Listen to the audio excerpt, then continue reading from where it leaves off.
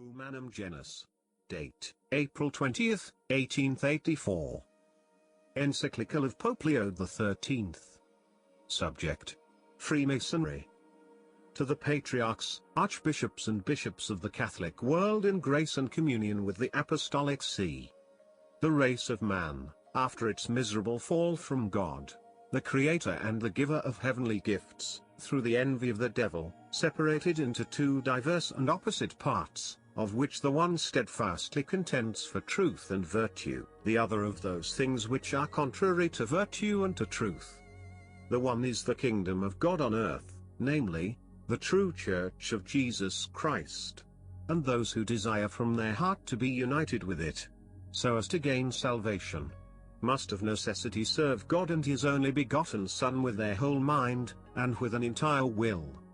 The other is the kingdom of Satan, in whose possession and control are all whosoever follow the fatal example of their leader, and of our first parents.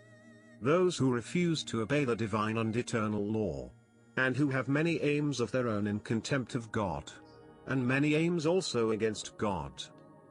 This twofold kingdom St. Augustine keenly discerned, and described, after the manner of two cities, contrary in their laws.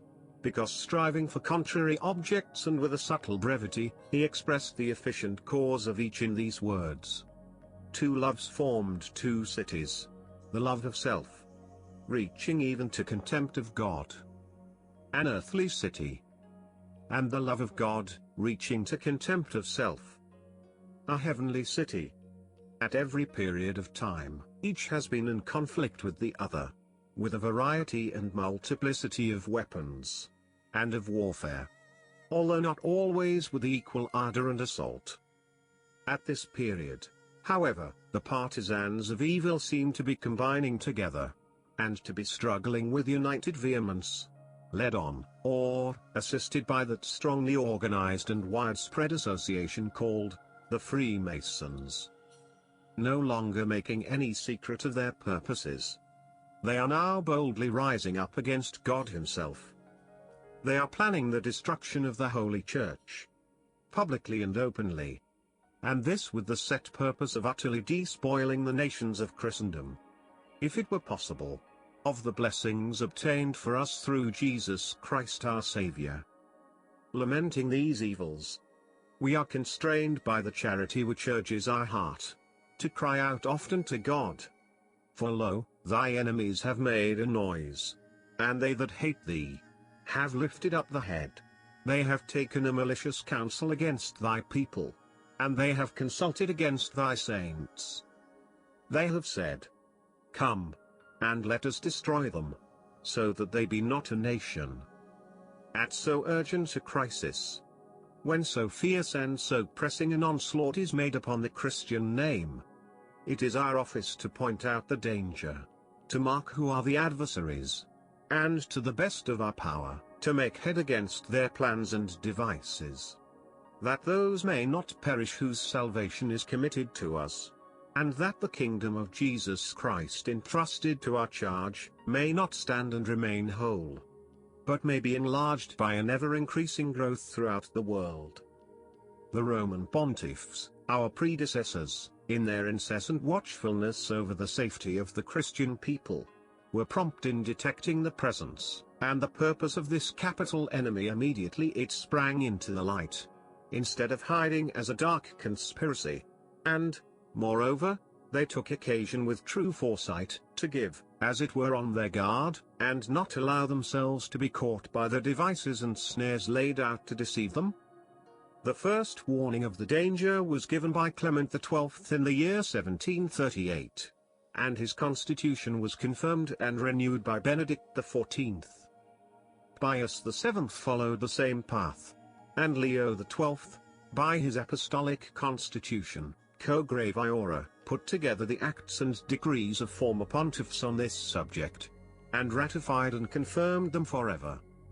In the same sense, spoke Pius VIII, Gregory XVI, and many times over, Pius IX. For as soon as the constitution and the spirit of the Masonic sect were clearly discovered by manifest signs of its actions, by the investigation of its causes, by publication of its laws, and of its rites and commentaries, with the addition of the personal testimony of those who were in the secret. This apostolic see denounced the sect of the Freemasons, and publicly declared its constitution as contrary to law and right, to be pernicious, no less to Christian, but to the state.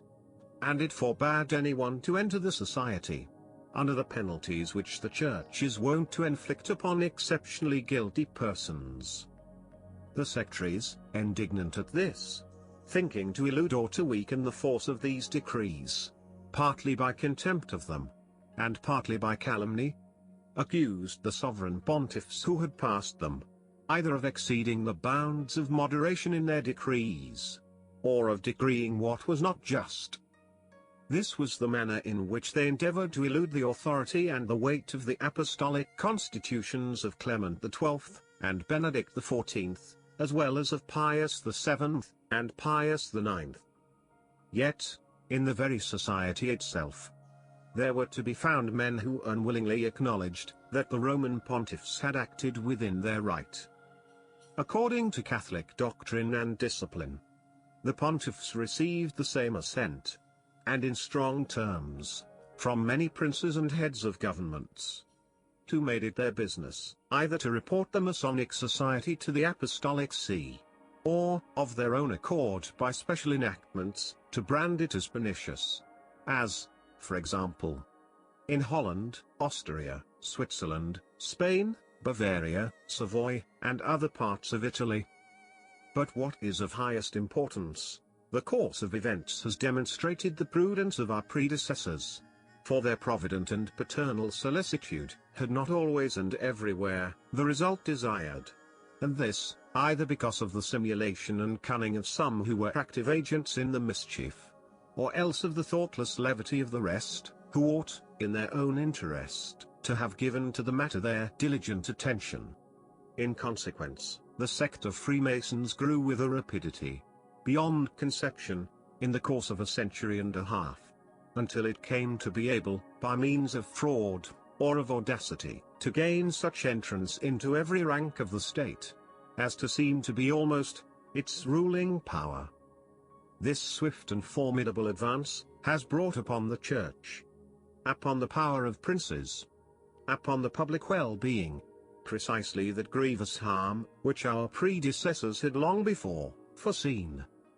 Such a condition has been reached, that henceforth there will be grave reason to fear, not indeed for the Church, for her foundation is much too firm to be overturned by the effort of men, but for those states in which prevails the power, either of the sect of which we are speaking, or of other sects not dissimilar, which lend themselves to it, as disciples and subordinates.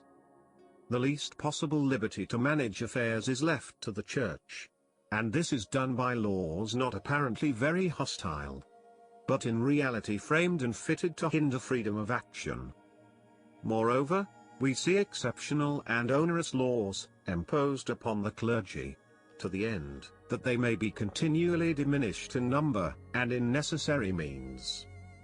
We see also the remnants of the possessions of the Church, fettered by the strictest conditions, and subjected to the power and arbitrary will of the administrators of the state, and the religious orders, rooted up and scattered. But against the Apostolic See and the Roman Pontiff, the contention of these enemies has been for a long time directed. The Pontiff was first, for specious reasons, thrust out from the bulwark of his liberty and of his right. Soon, he was unjustly driven into a condition which was unbearable because of the difficulties raised on all sides. And now the time has come when the partisans of the sects openly declare what, in secret, among themselves, they have for a long time plotted, that the sacred power of the pontiffs must be abolished, and that the papacy itself, founded by divine right, must be utterly destroyed.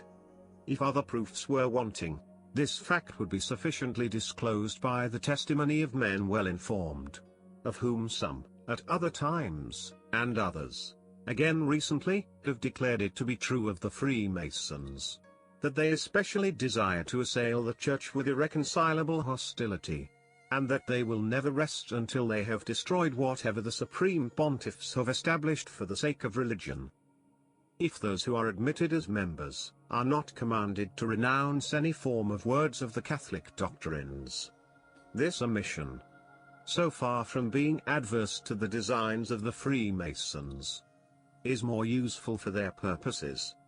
First, in this way they easily deceived the simple-minded and the heedless, and can induce a far greater number to become members.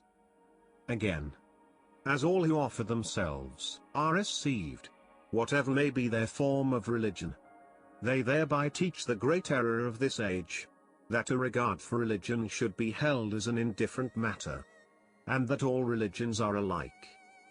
This manner of reasoning is calculated to bring about the ruin of all forms of religion, and especially of the Catholic religion, which, as it is the only one that is true, cannot, without great injustice, be regarded as merely equal to other religions.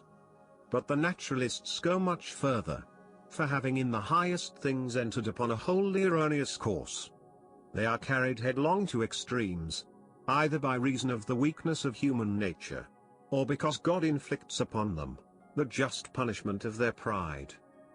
Hence, it happens that they no longer consider as certain and permanent those things which are fully understood by the natural light of reason, such as certainly are, that is, the existence of God, the immaterial nature of the human soul, and its immortality. The sect of the Freemasons, by a similar course of error, is exposed to these same dangers, although in a general way they may profess the existence of God. They themselves are witnesses that they do not all maintain this truth with the full assent of the mind, and with a firm conviction. Neither do they conceal that this question about God is the greatest source and cause of discord amongst themselves. In fact, it is certain that a considerable contention about this same subject has existed among them very lately. But indeed, the sect allows great liberty to its followers, so that to each side is given the right to defend its own opinion, either that there is a God, or that there is none. And those who obstinately contend that there is no God are as easily initiated as those who contend that God exists, though, like the pantheists, they have false notions concerning him, all which is nothing else than taking away the reality, while retaining some absurd representation of the divine nature. When this greatest fundamental truth has been overturned or weakened, it follows that those truths also, which are known by the teaching of nature, must begin to fall. Namely, that all things were made by the free will of God the Creator, that the world is governed by providence, that souls do not die, that to this life of men upon the earth there will succeed another, and an everlasting life. When these truths are done away with, which are as the principles of nature and important for knowledge and for practical use, it is easy to see what will become of both public and private morality. We say nothing of those more heavenly virtues, which no one can exercise or even acquire without a special gift and grace of God, of which necessarily no trace can be found in those who reject as unknown the redemption of mankind, the grace of God, the sacraments, and the happiness to be obtained in heaven. We speak now of the duties which have their origin in natural probity. That God is the creator of the world, and its provident ruler. That the eternal law commands the natural order to be maintained, and forbids that it be disturbed. That the last end of men is a destiny far above human things, and beyond this sojourning upon the earth. These are the sources, and these the principles of all justice and morality. If these be taken away, as the naturalists and Freemasons desire, there will immediately be no knowledge as to what constitutes justice and injustice, or upon what principle morality is founded. And in truth, the teaching of morality, which alone finds favor with the sect of Freemasons, and in which they contend that youth should be instructed, is that which they call civil, and independent, and free. Namely, that which does not contain any religious belief. But how insufficient such teaching is! How wanting in soundness!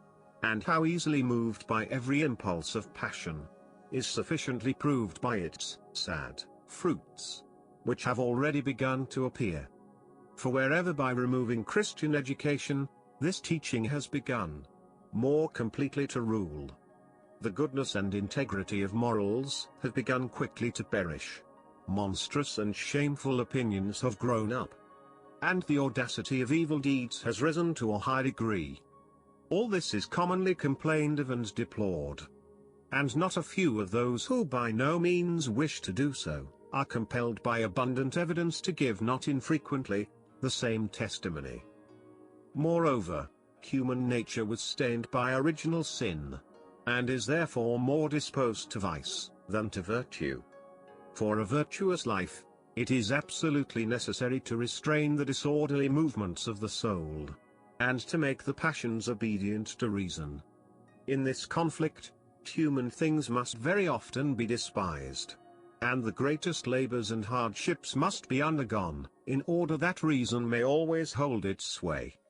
But the naturalists, and Freemasons, having no faith in those things which we have learned by the revelation of God, deny that our first parents sinned, and consequently think that free will is not at all weakened, and inclined to evil. On the contrary, exaggerating rather the power and the excellence of nature, and placing therein alone the principle and rule of justice, they cannot even imagine that there is any need at all of a constant struggle, and a perfect steadfastness, to overcome the violence and rule of our passions. Wherefore we see that men are publicly tempted by the many allurements of pleasure, that there are journals and pamphlets, with neither moderation nor shame. Stage plays are remarkable for license. That designs for works of art are shamelessly sought in the laws of a so-called naturalism. That the contrivances of a soft and delicate life are most carefully devised, and that all the blandishments of pleasure are diligently sought out, by which virtue may be lulled to sleep. Wickedly also, but at the same time quite consistently, do those act who do away with the expectation of the joys of heaven, and bring down all happiness to the level of mortality, and, as it were, sink it in the earth. Of what we have said, the following fact, astonishing not so much in itself, as in its open expression, may serve as a confirmation. For, since generally no one is accustomed to obey crafty and clever men so submissively, as those whose soul is weakened and broken down by the domination of the passions, there have been in the sect of the Freemasons, some who have plainly determined and proposed that, artfully, and of set purpose, that the multitude should be satiated with a boundless license of vice. As, when this had been done, it would easily come under their power and authority for any acts of daring. What refers to domestic life, in the teaching of the naturalists, is almost all contained in the following declarations. That marriage belongs to the genus of commercial contracts, which can rightly be revoked by the will of those who made them, and that the civil rulers of the state have power over the matrimonial bond. That in the education of youth, nothing is to be taught in the matter of religion, and each one must be left at liberty to follow, when he comes of age, whatever he may prefer. To these things, the Freemasons fully assent, and not only assent, but have long endeavored to make them into a law and institution. For in many countries, and those nominally Catholic, it is enacted that no marriages shall be considered lawful, except those contracted by the civil right. In other places, the law permits divorce, and in others, every effort is used to make it lawful, as soon as may be. Thus, the time is quickly coming when marriages will be turned into another kind of contract, that is, into changeable and uncertain unions, which fancy may join together, and which the same, when changed, may disunite.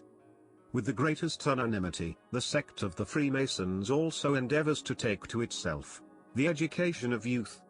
They think that they can easily mold to their opinions that soft and pliant age, and bend it whither they will, and that nothing can be more fitted than this, to enable them to bring up the youth of the state after their own plan.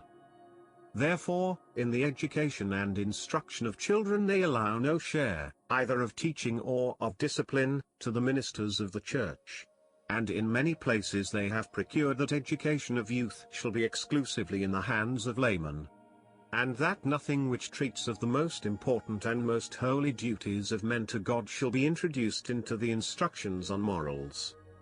Then come their doctrines of politics, in which the naturalists lay down that all men have the same right, and are in every respect of equal and like condition, that each one is naturally free, that no one has the right to command another, that it is an act of violence to require men to obey any authority other than that which is obtained from themselves. According to this, therefore, all things belong to the free people. Power is held by the command or permission of the people, so that, when the popular will changes, rulers may lawfully be deposed. And the source of all rights and civil duties is either in the multitude, or in the governing authority, when this is constituted according to the latest doctrines. It is held also that the state should be without God. That in the various forms of religion there is no reason why one should have precedence of another, and that they are all to occupy the same place. That these doctrines are equally acceptable to the Freemasons, and that they would wish to constitute states according to this example and model, is too well known to require proof. For some time, they have openly endeavored to bring this about, with all their strength and resources, and in this they prepare the way for not a few bolder men who are hurrying on even to worse things in their endeavor to obtain equality and community of all goods, by the destruction of every distinction of rank and property. What, therefore, sect of the Freemasons is, and what course it pursues, appears sufficiently from the summary we have briefly given. Their chief dogmas are so greatly, and manifestly, at variance with reason, that nothing can be more perverse.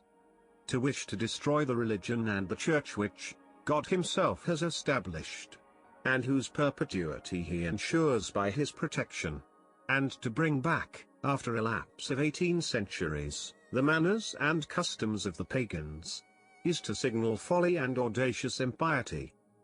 Neither is it less horrible, nor more tolerable, that they should repudiate the benefits which Jesus Christ so mercifully obtained, not only for individuals, but also for the family, and for civil society, benefits which, even according to the judgment and testimony of enemies of Christianity, are very great.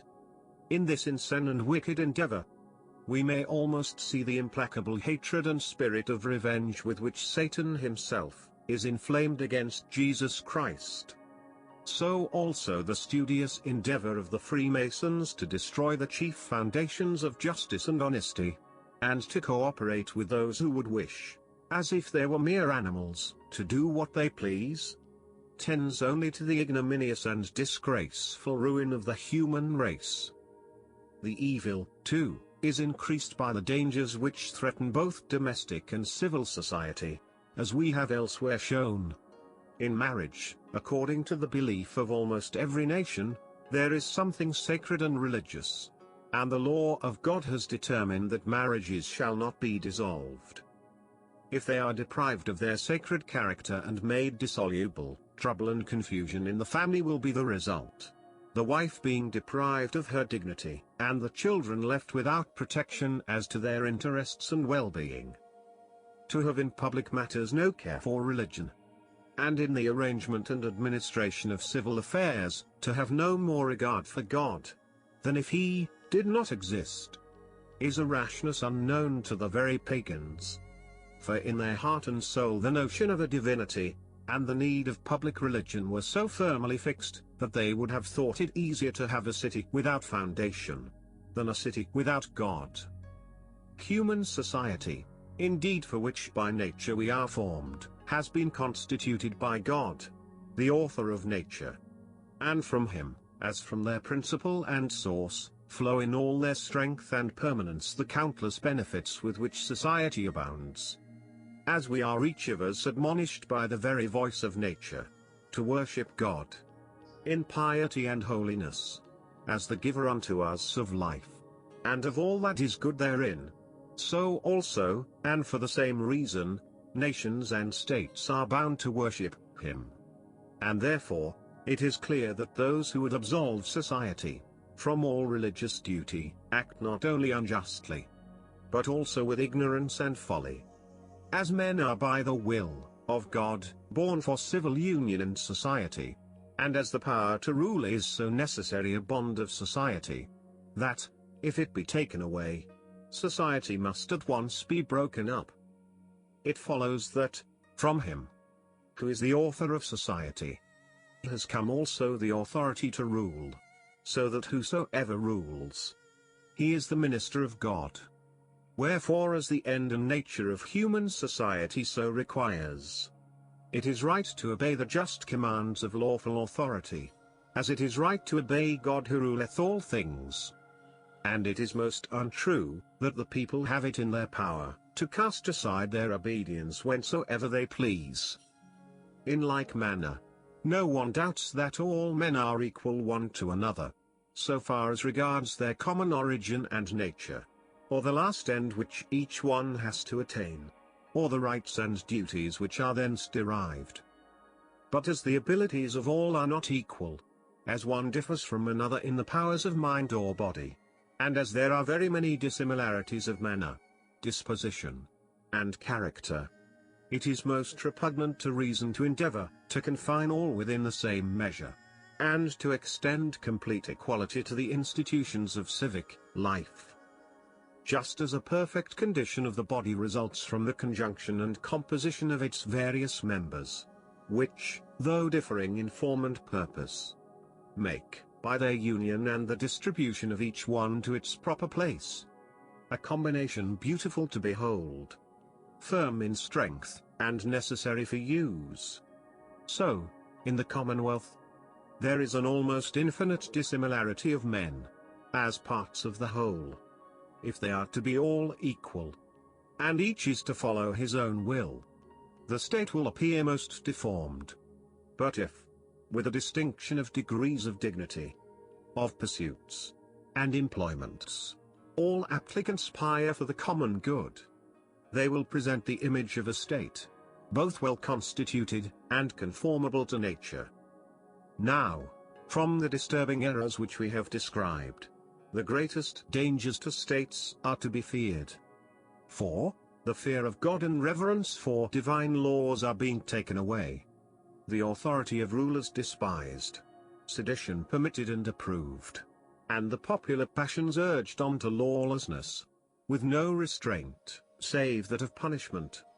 A change and overthrow of all things will necessarily follow.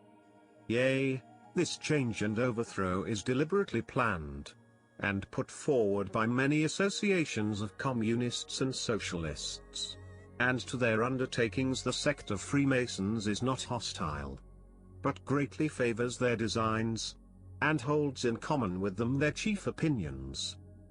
And if these men do not, at once, and everywhere, endeavor to carry out their extreme views, it is not to be attributed to their teaching and their will, but to the virtue of that divine religion which cannot be destroyed.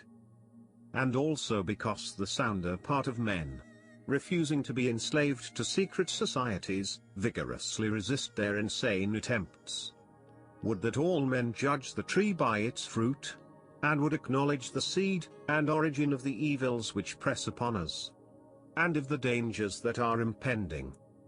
We have to deal with a deceitful and crafty enemy, who, gratifying the ears of people, and of princes, has ensnared them by smooth speeches, and by adulation, ingratiating themselves with rulers, under a pretense of friendship.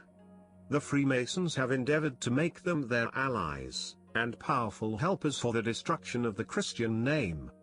And that they might more strongly urge them on, they have, with determined calumny, accused the Church unfairly, of contending with rulers in matters that affect their authority and sovereign power.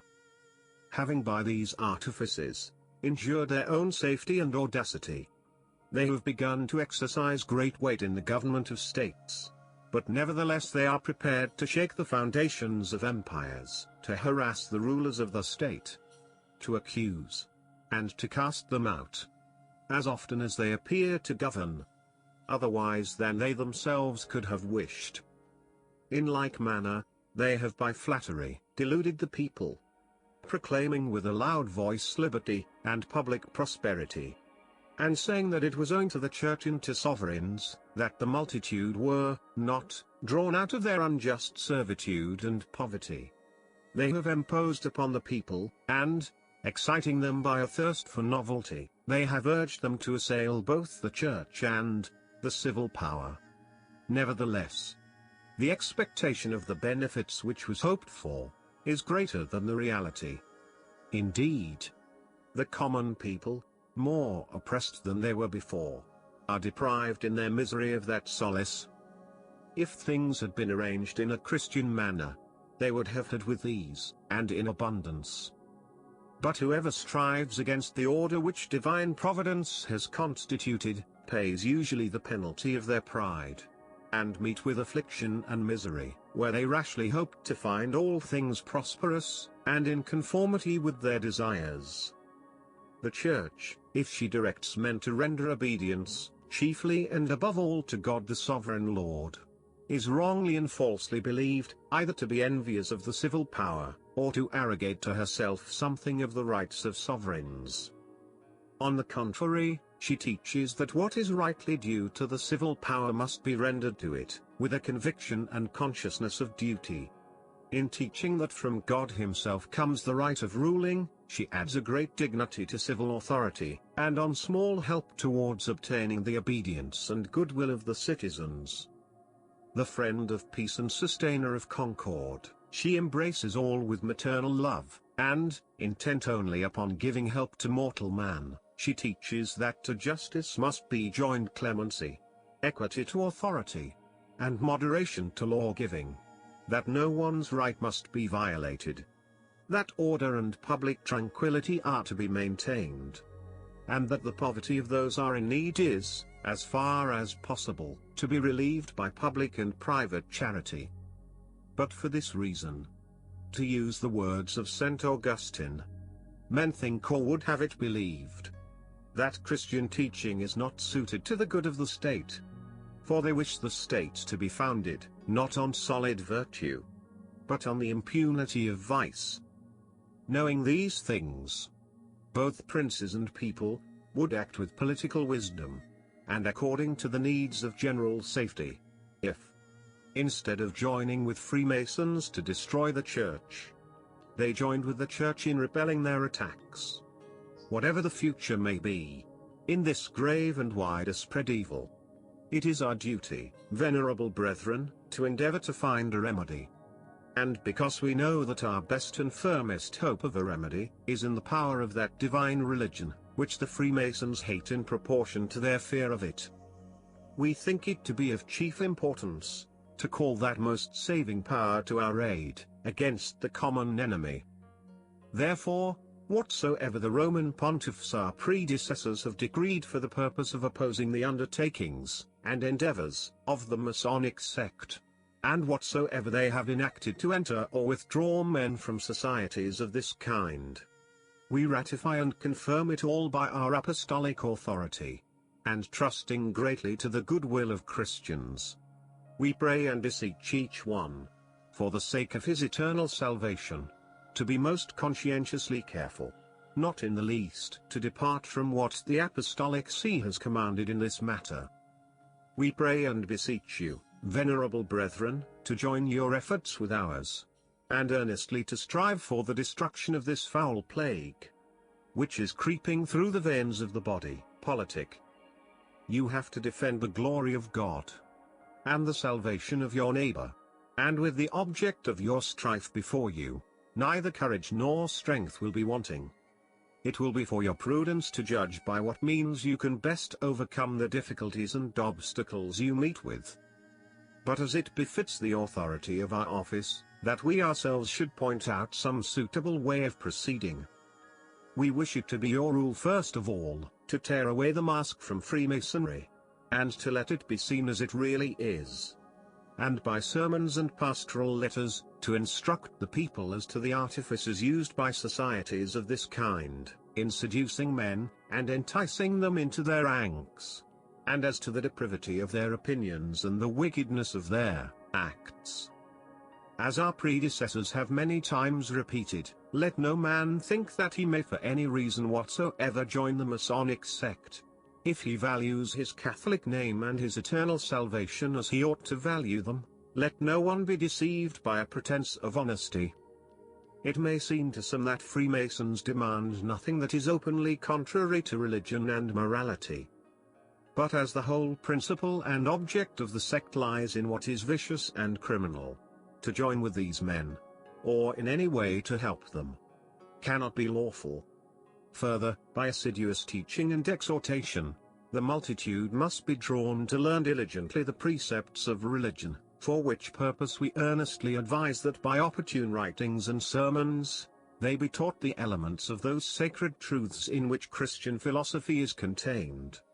The result of this will be that the minds of men will be made sound by instruction, and will be protected against many forms of error and inducements to wickedness, especially in the present unbounded freedom of writing, and insatiable eagerness for learning. Great, indeed, is the work. But in it the clergy will share your labors, if, through your care, they are fitted for it by learning and a well-turned life. This good and great work requires to be helped also, by the industry of those amongst the laity, in whom the love of religion and of country is joined to learning and goodness of life. By uniting the efforts of both clergy and laity, strive, venerable brethren, to make men thoroughly know and love the Church. For the greater their knowledge and love of the Church, the more will they be turned away from clandestine societies. Wherefore, not without cause, do we use this occasion to state again, what we have stated elsewhere. Namely, that the third order of St. Francis, whose discipline we a little while ago prudently mitigated, should be studiously promoted and sustained. For the whole object of this order, as constituted by its founder, is to invite men to an imitation of Jesus Christ, to a love of the Church, and to the observance of all Christian virtues. And therefore it ought to be of great influence in suppressing the contagion of wicked societies. Let therefore, this holy brotherhood, be strengthened by a daily increase. Amongst the many benefits to be expected from it, will be the great benefit of drawing the minds of men to liberty, fraternity, and equality of right. Not such, as the Freemasons absurdly imagine, but such, as Jesus Christ obtained for the human race, and St. Francis aspired to. The liberty, we mean, of sons of God, through which we may be free from slavery to Satan, or to our passions, both of them most wicked masters. The fraternity, whose origin is in God, the common Creator and Father of all. The equality, which, founded on justice and charity, does not take away all distinctions among men, but, out of the varieties of life, of duties, and of pursuits, forms that union, and that harmony which naturally tends to the benefit and dignity of society. In the third place, there is a matter wisely instituted by our forefathers, but in the course of time laid aside, which may now be used as a pattern and form of something similar. We mean the associations of guilds of workmen, for the protection, under the guidance of religion, both of their temporal interests and of their morality. If our ancestors, by long use and experience, felt the benefit of these guilds, our age perhaps will feel it the more, by reason of the opportunity which they will give of crushing the power of the sects. those who support themselves by the labor of their hands, besides being, by their very condition, most worthy above all others, of charity and consolation, are also especially exposed to the allurements of men, whose ways lie in fraud and deceit.